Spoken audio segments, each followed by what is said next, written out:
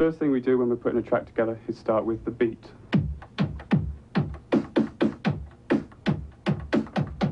Then we add something from a record like this.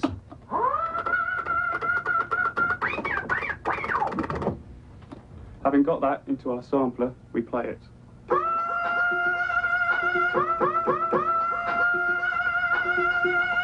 And that's it. Cold Cut is a top British sampling crew whose most noted accomplishment has been the combination of a New York rap track with a very different sort of sound from halfway around the world. Cold Cut sampled an obscure Israeli record by the Yemenite singer Ofra Haza and used her voice in the Eric B. and Rakim dance hit Paid in Full. Haza knew nothing about it. Ofra benefited from our use of her voice on that record in the long run. It gives a big push to my single in Linaloom. People was curious to know who is that voice. I think sampling is a bit like, to compare it with another art form, is a bit like photo collage. James Brown may be the most sampled man alive. His sound, and especially his beat, are literally the soul of much current rap music. A lot of people use the record Funky Drummer.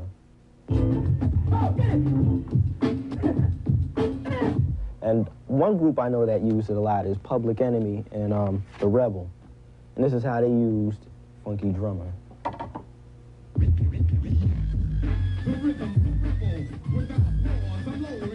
They had an 808 kick and other stuff to it to kind of add more flavor to it. They say that sampling and imitation is the sincerest form of flattery. So let's take James Brown, for instance. James Brown was finished. James Brown was old. Rap and sampling made James Brown new again.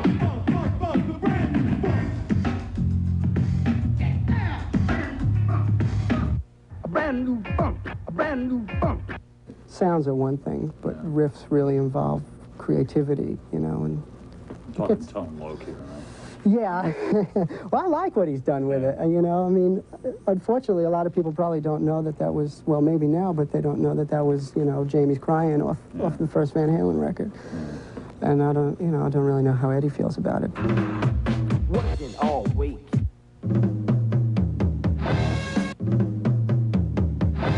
I think some rap records have done that, where they've sampled pieces of like what Van Halen and little riffs. I think that's wrong, because I think that's plagiarism. The fun of rap is to be able to take a Hall & Oates track or, you know, a Bee Gees tune and find something funky in it and then make it into something new. I mean, it's so easy to do that. Any kid in their basement can do that with a sampler, a $300 sampler nowadays. And it just doesn't seem quite fair, you know, because it really is stealing. But sampling isn't the sole province of rappers or teenage experimentalists anymore. Nowadays, even the stars are sampling.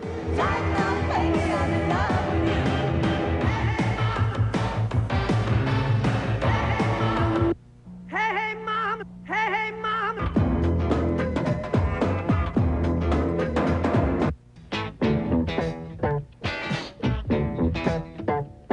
But why should anyone want to sample somebody else's sound? Is this just a case of artistic laziness, or is it a whole new kind of art? Where rappers like, well, they don't want to just settle for a band playing their music.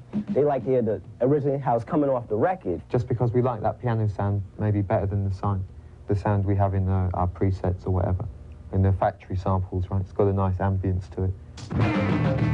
For some rappers, it's the simple recognition factor inherent in a familiar sampled sound that most attracts them. The rappers feel that they're going to take any shortcut they can. Take something popular that's already been proven, it'll get hot on the streets and the radio will have to play it.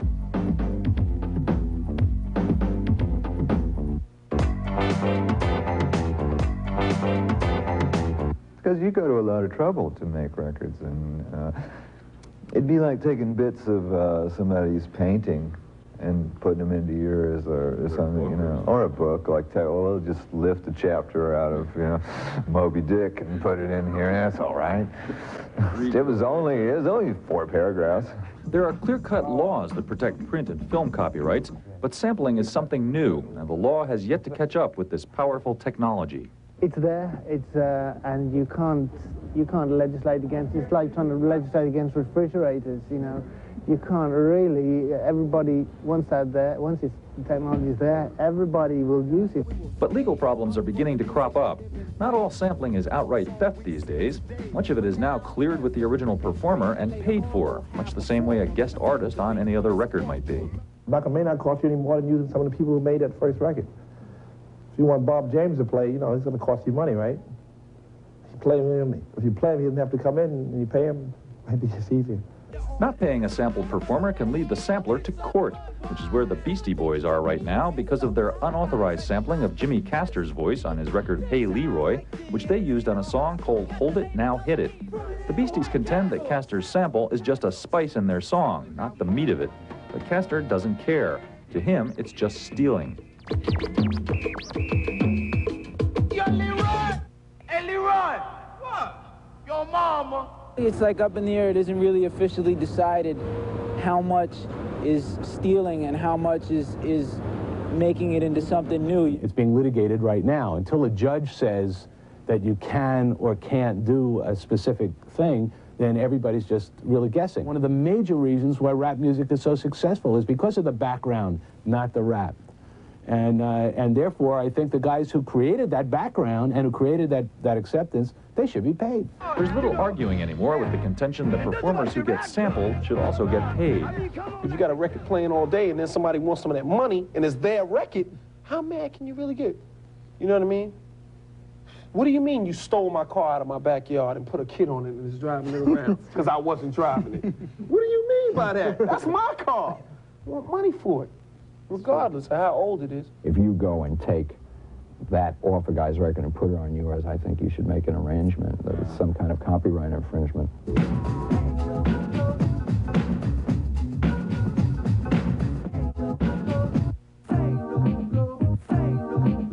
On De La Soul Say No Go, we had Daryl Hall's voice on there singing Say No Go, and we heard it and we said this needs to be cleared.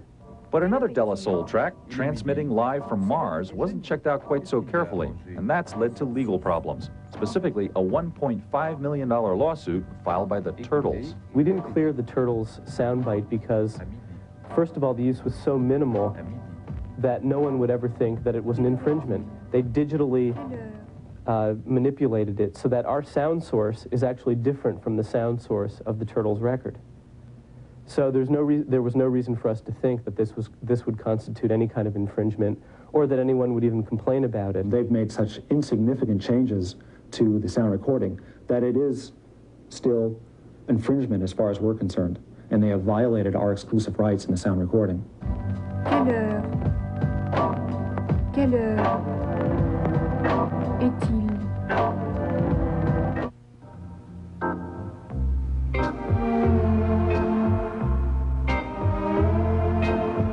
Borrowing of music to be used over and over again without it being paid for has to be established now. And if we can establish where that is drawing the line at, maybe that's what we're doing with this. Yeah, it's an interesting area, isn't it? I think that obviously if you're borrowing someone else's music or sounds, then you should A, do so with their permission, and B, they should be recompensed for having created something that you're now selling. That seems pretty logical, but then so do a lot of things, I guess. Interesting subject. On to the new video from T.